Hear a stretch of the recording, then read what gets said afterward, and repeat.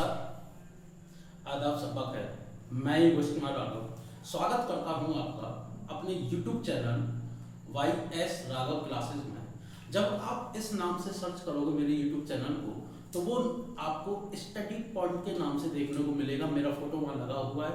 आप उस YouTube channel को जाकर सब्सक्राइब और लाइक शेयर सब्सक्राइब जरूर करिएगा, क्योंकि यहाँ आपको जो भी स्टूडेंट उत्तर प्रदेश में निकली हुई वैकेंसी TGT PGT 8 सब्जेक्ट के बेसिस पर तैयारी करना चाह रहा है, उसकी वीडियो आपको डे बाय डे मिलती रहेंगी।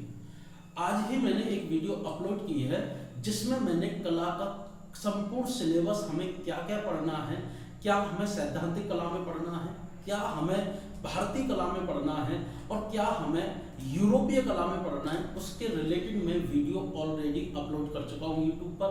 और वहाँ जाकर आप उसको देख सकते हैं कि जो कला का सिलेबस है वो हमें क्या क्या पढ़ना है। उसी पैटर्न में हम आपको डे बाय डे कला के जो सब्जेक्ट में जो टॉपिक है उसका एक ब्रीफ जो नॉलेज है वो आपको YouTube के माध्यम से मिलती रहेगी, जो बिल्कुल फ्री रहेगी। आपको इसके लिए कुछ भी पे करने की जरूरत नहीं। तो चलिए आज के डेटा में मैं बात करूंगा यहाँ एक इंपॉर्टेंट टॉपिक जहां से क्वेश्चन पूछता है। पिछले जो पिछला एग्जाम हुआ 2021 में, वहां भी इससे क्वेश्चन पूछा गया और वो क्वेश्चन क्या क्या थे मैं उस पर भी रोशनी डालूंगा। और चलिए स्टार्ट करते हैं आज का टॉपिक जिसको हम बोलते हैं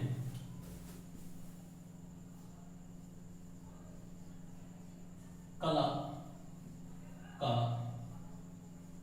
परिचय। और इस टॉपिक में हम देखेंगे कि कला क्या होती है, कला कितने प्रकार की होती है। बहुत सारे जो हमारे साहित्यकार रहे जिन्होंने अपने अपने ग्रंथों में कला के बारे में क्या क्या दिया, कला की उत्पत्ति क्या हुई, कला किस भाषा का शब्द है, कला से हमें क्या प्राप्त होता है, इन सारी चीजों के बारे में हम बात करेंगे।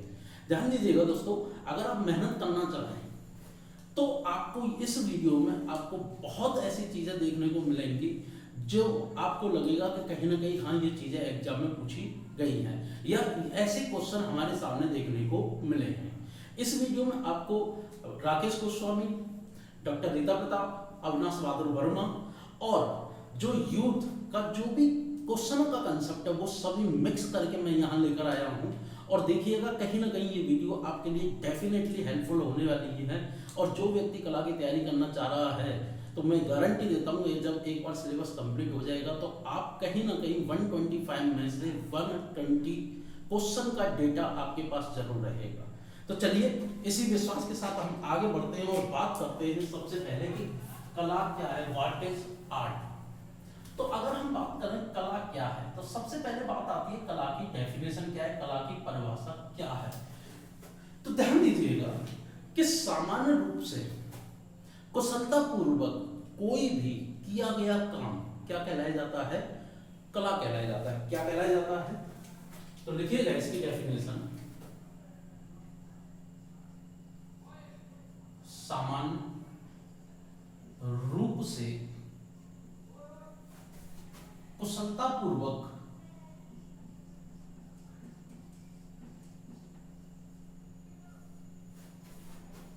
किया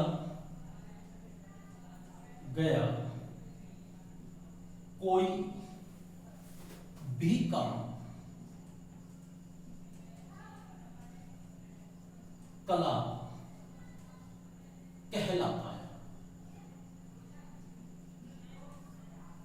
तो अगर कहा जाए कि सामान्य रूप से कुशलता पूर्वक किया गया कोई भी काम क्या है, कला है। जैसे कि अगर हमें कोई भी चेयर बनानी है या हमें अगर कोई भी पेंटिंग बनानी है तो उसका क्या रंग संयोजन रहेगा। तो दैट मीन्स चीजों को कुशलता पूर्वक किसी भी एक आकृति देना। जैसे कि अगर हमें मूर्ति बनानी है तो मूर्ति हमें कैसी बनानी है, क्या तराश कर बनानी है या उत्कीर्ण कर बनानी है, दोनों में बहुत बड़ा अंतर है। क्योंकि जो तराश कर बनाई गई मूर्ति उसको हम चारों तरफ से देख सकते हैं, लेकिन उत्कीर्ण की गई मूर्ति जिसको हम बोलते हैं क्या, रिलीफ, जो हाई रिलीफ और लो रिलीफ में आता है, तो जो उत्कीर्ण करके की गई मूर्ति है उसको हम चारों तरफ से देख नहीं सकते। ठीक, तो अगर हम बात करें कि जो भी काम हम कुशलता पूर्वक करते हैं या कोई भी काम जो हम कुशलता पूर्वक करते हैं वही क्या कहलाया जाता है, कला कहलाया जाता है। तो आगे अगर हम बात करें कि कला की उत्पत्ति क्या रही, तो अगर हम इसकी उत्पत्ति के बारे में बात करें तो देखिए कला की उत्पत्ति क्या है या कला किस भाषा का शब्द है। तो अगर हम बात करें उत्पत्ति की,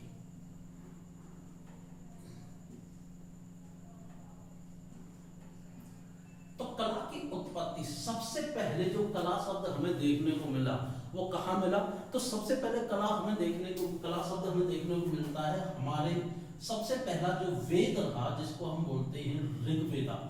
दैट मींस ऋग्वेद में हमें सबसे पहले कला के बारे में जानकारी मिलती है। अब यहां से अगर हम आप देखें तो जो ऋग्वेद जो लिखा गया है वो किस भाषा में लिखा गया है, तो आंसर मिलता है हमें कि ऋग्वेद जो है वो संस्कृत भाषा में लिखा गया है। तो जब सबसे पहला शब्द हमें कहाँ मिला, ऋग्वेद में, कला शब्द सबसे पहले देखने को कहाँ मिला, ऋग्वेद में।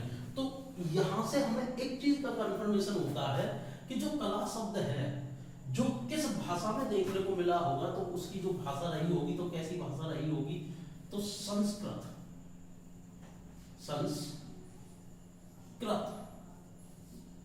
भाषा का शब्द है। तो ये क्वेश्चन यहां से बनता है कि कला किस भाषा का शब्द है। तो सबसे पहले अगर देखा जाए तो कला किस भाषा का शब्द है, तो कला जो है संस्कृत भाषा का शब्द है। दूसरी चीज, कला शब्द हमें सबसे पहले देखने को कहाँ मिलता है, तो कला शब्द हमें देखने को मिलता है किसमें, ऋग्वेद में।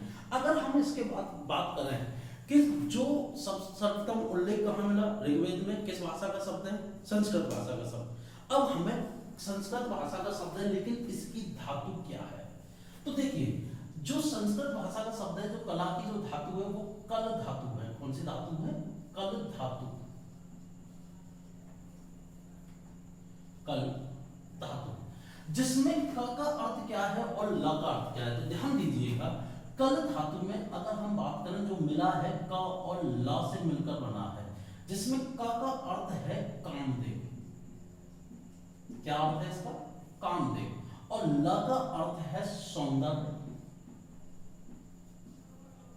हर्ष, या अगर हम कहें आनंद। तो ल का अर्थ होता है सौंदर्य, हर्ष और आनंद। तो कल धातु जो है उसकी संस्कृत भाषा के कल धातु से कौन सा शब्द बना है, कला, जिसका सबसे प्रथम उल्लेख में कहां मिलता है, ऋग्वेद में। मतलब अगर कहें उत्पत्ति कहां से, ऋग्वेद से, या कहें सर्वप्रथम उल्लेख, सर्वप्रथम उल्लेख जो हमें मिला वो किसमें मिला, ऋग्वेद में। किस धातु का शब्द है, कल धातु का शब्द है। ठीक, किस भाषा का शब्द है, संस्कृत भाषा का शब्द है। ठीक, कल धातु में क का अर्थ क्या है, कामदेव, और ल का अर्थ है सौंदर्य, हर्ष और आनंद। अब देखिए हमें यहाँ से किसकी प्राप्ति हो रही है, सौंदर्य की प्राप्ति हो रही है, हर्ष की प्राप्ति हो रही है, आनंद की प्राप्ति हो रही है। तो यहीं से एक क्वेश्चन उठता है कि जो कला से हमें क्या प्राप्त होता है, या अगर कहें कि जीवन का आनंद हमें किससे प्राप्त होता है, कला से, तो हम कहेंगे कि कला से हमें क्या प्राप्त होता है, तो कला से जीवन का आनंद प्राप्त होता है।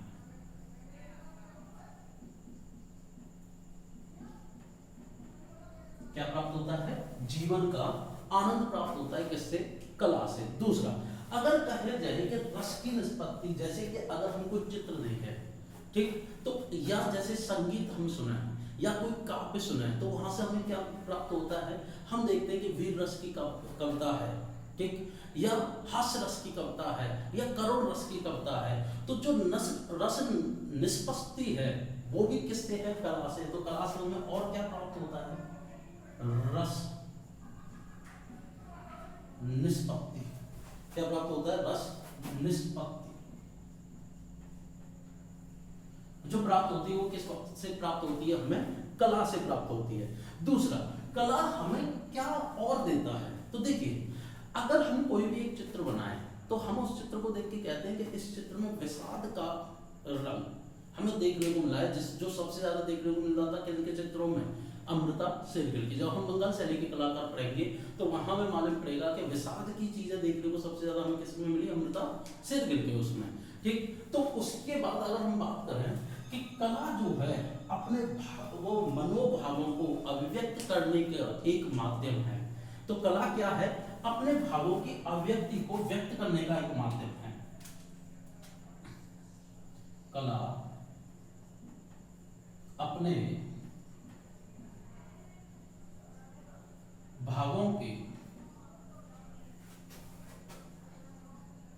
को अभिव्यक्त करने का एक माध्यम है। मतलब कला से हम क्या कर सकते हैं? अपने भावों को अभिव्यक्त कर सकते हैं, ठीक। या कला हमें अपने मनोभावों को अभिव्यक्त करने के लिए क्या करता है? प्रेरित करता है। अब अगर इसके बाद अगर पूछा जाए कि लैटिन शब्द जो है, कला से संबंधित लैटिन शब्द कौन सा है, तो ध्यान दीजिएगा कि अगर हम बात करें कि लैटिन भाषा में कला को क्या बोला जाता है, तो ये क्वेश्चन पूछा गया है। कला को क्या बोला जाता है? आर्ट्स बोला गया है। क्या बोला गया है? आर्ट्स। और इसी शब्द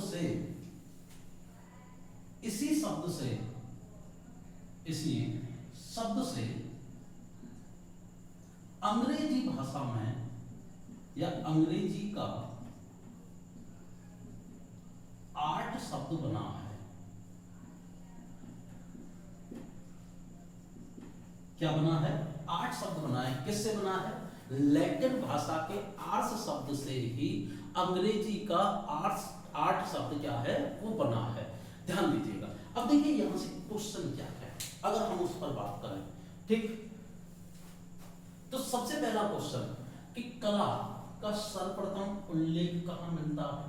ऋग्वेद में। दूसरा, कला किस भाषा का शब्द है? तो किस संस्कृत भाषा का शब्द है। तीसरा क्वेश्चन कि कला जो है कल धातु, मतलब संस्कृत की किस धातु से बना हुआ है कला शब्द? तो कल धातु से बना हुआ है। अगला क्वेश्चन बनता है कि रसों की निष्पत्ति किससे होती है? कला से होती है। दूसरा, कला से हमें क्या प्राप्त होता है? जीवन का आनंद, या जीवन का आनंद हमें प्राप्त होता है किससे? कला से प्राप्त होता है, मतलब आर्ट से, ठीक।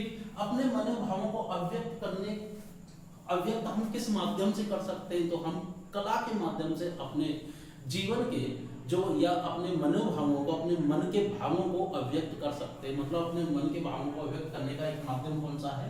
कला है। दूसरा, जो अंग्रेजी का शब्द आर्ट है वो किस शब्द से बना है? तो आर्ट शब्द से। अगला, आर्ट शब्द किस भाषा का शब्द है? तो वो लैटिन भाषा का शब्द है। जब आप यूथ उठाएंगे या राकेश गोस्वामी उठाएंगे तो वहां आपको इनके बारे में कहीं ना कहीं कुछ ना कुछ पॉइंट जरूर मिलेगा। दूसरा, कुछ ना कुछ क्वेश्चन आपको देखने को जरूर मिलेंगे। तो चलिए आगे बढ़ते हैं और आगे बात करते हैं यहां से हम जो कला साहित्य के बेसिस पर चीजें रही हैं, या जो भी बहुत सारे लोगों ने अपने जो कला मत दिए, उन्होंने कला को क्या माना, हम उसकी बात करने जा रहे हैं। तो सबसे पहले बात करते हैं तो जो अलग अलग विद्वानों ने कला से संबंधित क्या मतलब जो भी कहें, क्या मतलब मत दिए हैं कला से संबंधित अलग अलग विद्वानों ने। तो ध्यान दीजिएगा, जैसे कि हेडिंग डालिएगा कला से संबंधित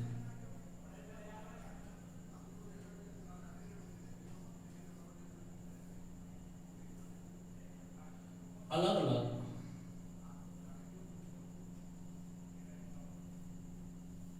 विद्वानों के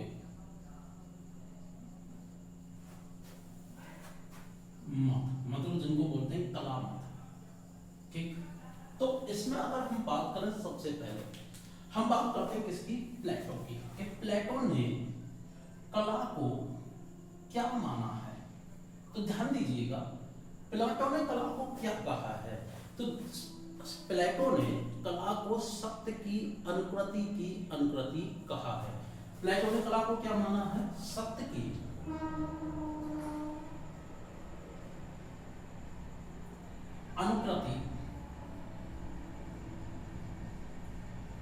अनुकृति अब ध्यान दीजिएगा, प्लेटो का शिष्य था कौन? अरस्तु। कौन था प्लेटो का शिष्य? अरस्तु। और अरस्तु ने कला को क्या माना है, ध्यान दीजिएगा। अगर हम बात करें अरस्तु की,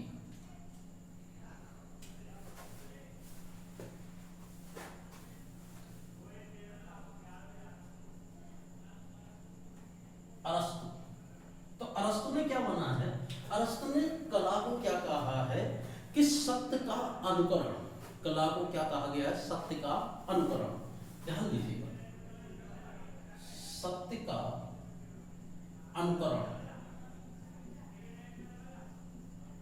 ही क्या है? कला है। अगर हम सत्य का अनुकरण करते हैं तो वही क्या है? कला है। ऐसा किसने माना है? अरस्तु ने माना है। एक मिनट। अब जैसे अगर हम बात करें एक बहुत बड़े विद्वान जिनको बोलते हैं सिगमंड फ्राइड, तो फ्राइड ने कला के बारे में क्या कहा है, या फ्राइड ने कला को क्या माना है? तो फ्राइड ने दमित वासनाओं की अभिव्यक्ति को कला माना है। ठीक, दमित वासनाओं की अभिव्यक्ति को कला माना है। मतलब फ्राइड के अनुसार कला क्या है? दमित वासनाओं की अभिव्यक्ति। अब उसके बाद अगर हम बात करें कि हर्बर्ट रीड ने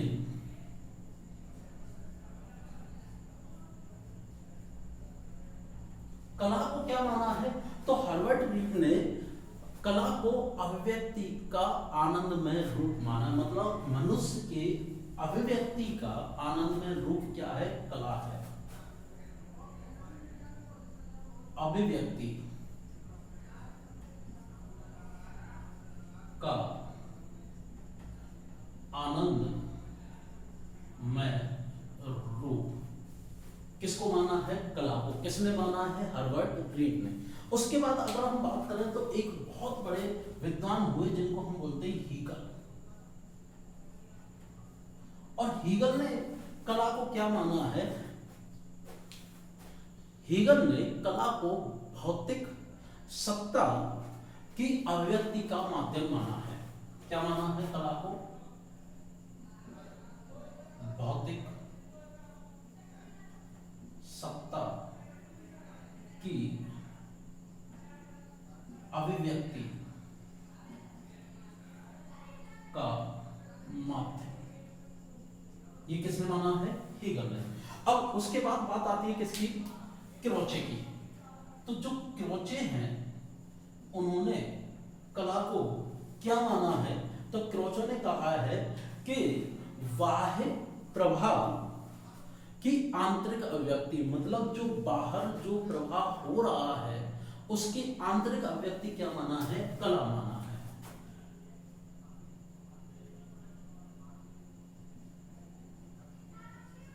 बाह्य प्रभाव की आंतरिक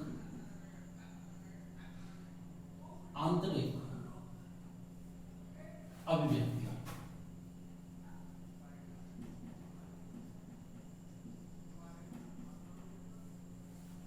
बाह्य प्रभाव की आंतरिक अभिव्यक्ति को क्या माना है?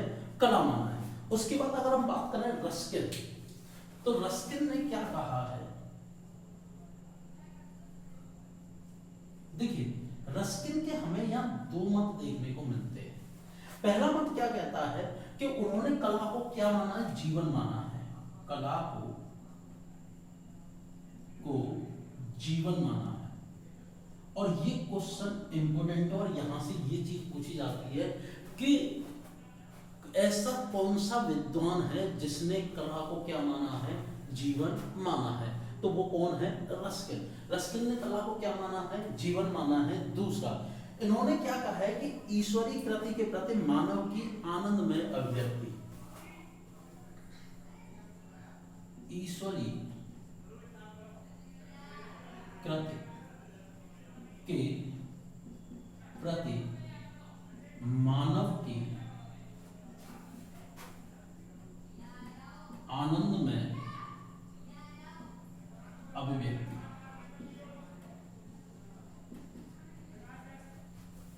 ठीक, कला को क्या बनाए कि ईश्वर द्वारा बनाए गए, ठीक, जो भी कृति है उसके प्रति मनुष्य को क्या प्राप्त हो रहा है, आनंद प्राप्त हो रहा है, और वही क्या है, कला है। अब उसके बाद हम बात करें कि हमारे जिसको हम बहसों के चितेरा बोलते हैं, परमानंद चोयल, जिसको बोलते हैं P.N. चोयल, P.N. चोयल, इनको बोला जाता है भैंसों का चितेरा, ठीक। और पक्षियों का चितेरा किसको बोला जाता है, देवकी नंदन शर्मा को। आगे बात करें P.N. चोयल, इन्होंने मनुष्य को अभिव्यक्ति देती है, मतलब कला मनुष्य को क्या देती है, अभिव्यक्ति देती है।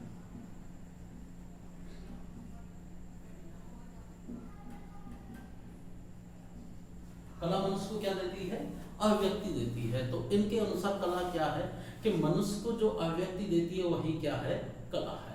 अब अगर आगे बात करें तो हमारे दो महान वक्ता और रहे या विद्वान और रहे, जिनको बोलते हैं RNT, मतलब रविंद्रनाथ टैगोर, एक महाकवि जिसको बोला जाता है, महान चित्रकार जिसको बोला जाता है, और बंगाल शैली का एक प्रमुख चित्रकार भी इनको बोला जाता है, और साहित्य में सबसे प्रथम नोबेल पुरस्कार पाने वाले जो व्यक्ति थे वो कौन थे, रविंद्रनाथ टैगोर। तो रविंद्रनाथ टैगोर ने क्या कहा था कि मनुष्य को, कला मनुष्य को, मानव की गंभीरतम अभिव्यक्ति कौन है, कला है। मतलब इनके अनुसार क्या है, कला मानव की गंभीरतम अभिव्यक्ति है,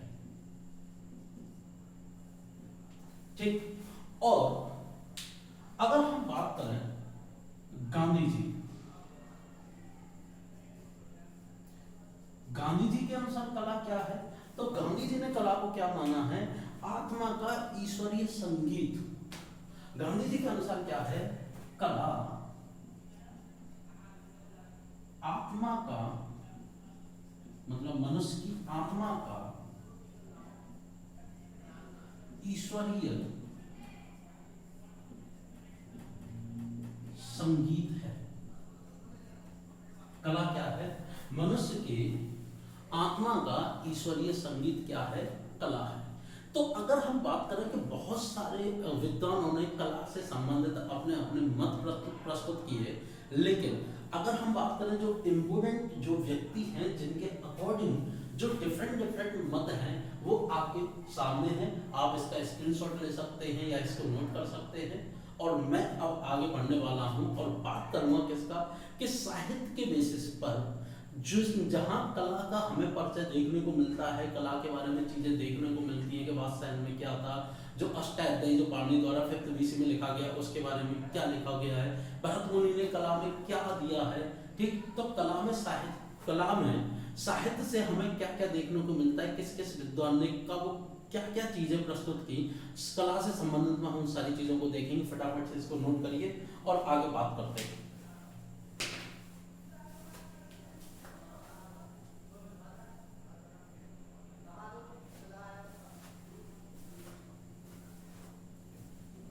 चलिए आगे बढ़ते हैं और बात करते हैं, हेडिंग डालिए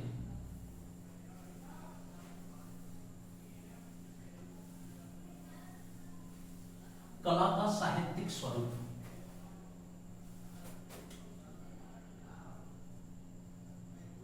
कला का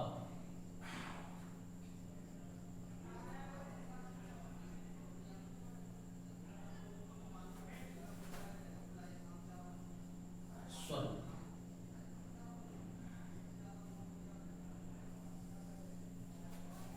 जो सबसे पहला साहित्य है जिसके बारे में हम बात करने जा रहे हैं, तो अगर हम बात करेंगे किसका, अष्टाध्यायी। देखिए यहाँ से आपको ये भी मालूम पड़ेगा कि जो अलग अलग कला साहित्य ग्रंथ हैं वो किसने लिखे हैं, ठीक। और उसको जो लिखने वाला वो किससे रिलेटेड था, कैसी चीजें थी, वो कहाँ रहता था, इस सब बारे में हम सारी चीजों को देखते हुए चलेंगे। और दूसरा, ये किस समय में लिखा गया, तो सबसे पहले हम बात करते हैं अष्टाध्यायी की।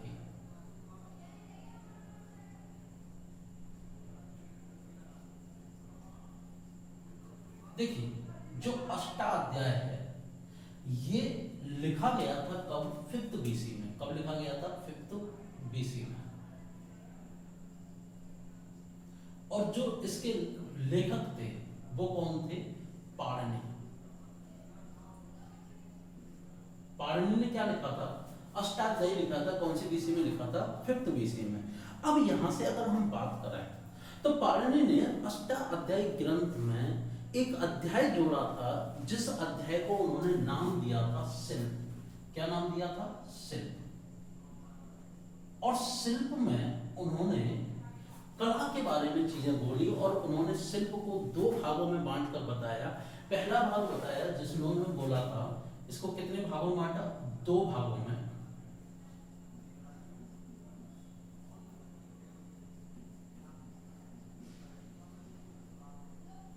जो पहला भाग था जिसको बोला जाता है कारुशिल्प और दूसरा बोला जाता है चारुशिल्प। अगर हम बात करें कारुशिल्प, पहला क्या था? कारुशिल्प। ठीक। अगर कारुशिल्प की बात करें तो इसको ही हम बोलते हैं क्राफ्ट। मतलब इसको हम दूसरी भाषा में बोलते हैं कोई ऐसी कला जो हमारे लिए क्या हो? उपयोगी कला हो। इसको क्या बोला जाता है? उपयोगी कला। उपयोगी कला, या इसको बोला जाता है क्या? क्राफ्ट कला। आपने सुना होगा हैंडक्राफ्ट। ठीक। तो वो क्या है? आपकी उपयोगी कला। अब ये होता क्या है? देखिए मानव के व्यावहारिक जीवन में उपयोग की जानी वस्तुओं को हम किस में रखते हैं? कारुशिल्प में या उपयोगी कला में। तो इसमें हम क्या रखते हैं? मानव के व्यावहारिक जीवन में उपयोग होने वाली वस्तु।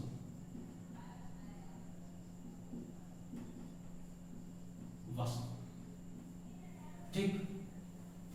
को क्या बोला जाता है? उपयोगी कला। दूसरी चीज, अगर इसी को हम बात करें किसमें? यूरोप में। यूरोप में इसी कला को क्या बोला जाता है? इसको उदार कला का नाम दिया गया है। किसका नाम दिया गया है? उदार कला कहा गया है उपयोगी कला को या कारुशिल्प को उदार कला। दूसरा जिसमें उन्होंने बांटा तो दूसरे का नाम था किसका? चारुशिल्प। चारुशिल्प। ठीक। चारुशिल्प वो शिल्प है जो कल्पना के आधारित है।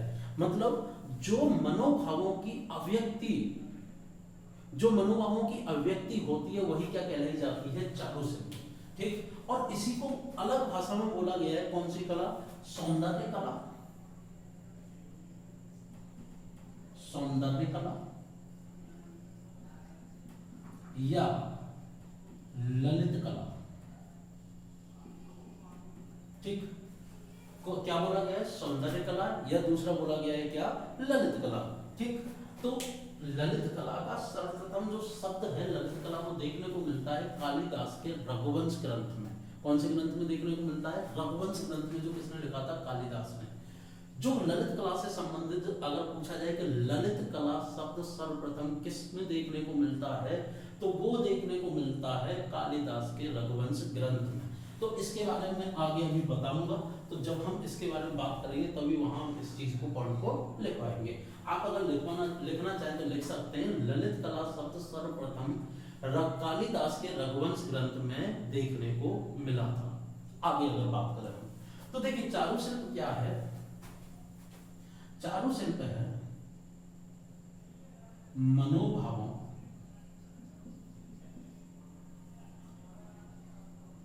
मनोभावों की अभिव्यक्ति होती है।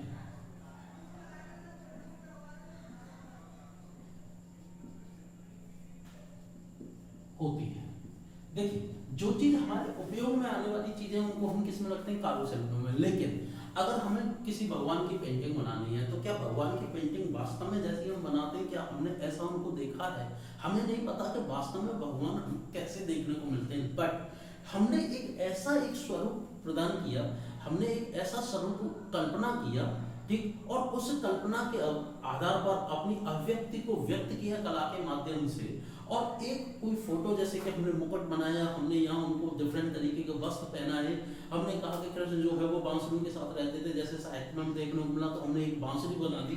तो इसी तरीके से अपने मनोभावों के आधार पर जो हम अपनी अभिव्यक्ति को क्या कर रहे हैं, व्यक्त कर रहे हैं, उस व्यक्त करने की कला को हम क्या बोलते हैं, सौंदर्य कला या ललित कला, या इसको क्या बोलते हैं, चारु शिल्प। तो अगर हम बात करें अष्टाध्यायी जो 5th BC में पाणिनि द्वारा लिखा गया, उसमें एक अध्याय था शिल्प, और शिल्प को उन्होंने 2 भागों में बांटकर बताया था।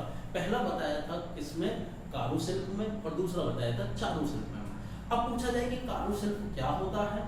देखिए, जब हम बंगाल शैली में नंदलाल बसु को पढ़ेंगे तो वहां उन्होंने एक ग्रुप बनाया था, ठीक, और वो भी लगभग इसी शब्द से संबंधित था।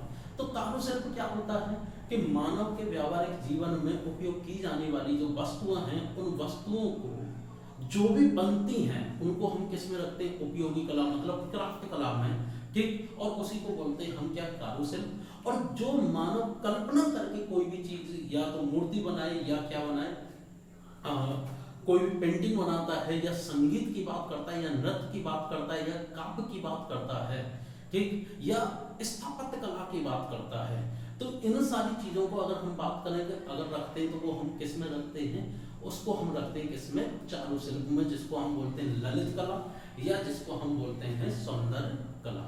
तो ये था हमारा आज का सेशन, और होप सो आपको सेशन बहुत पसंद आया हो, और आपको बहुत सी इंफॉर्मेशन यहाँ से देखने को मिलेगी, ठीक। आगे इसी जो भी ये अभी जो कला का परिचय, ये पार्ट अभी भी बचा हुआ है, और मैं आधा घंटे की वीडियो आपके सामने लेके आऊंगा, जो वीडियो लेंदी नहीं होगी।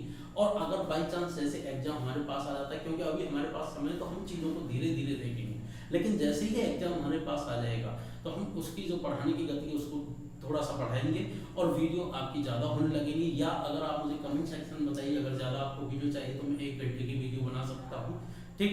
तो लेकिन मुझे ऐसा लगता है कि हम आधा घंटे की वीडियो बनाएं, और उस आधा घंटे की वीडियो में जो भी आपका सेशन आएगा वो आपके सामने आएगा।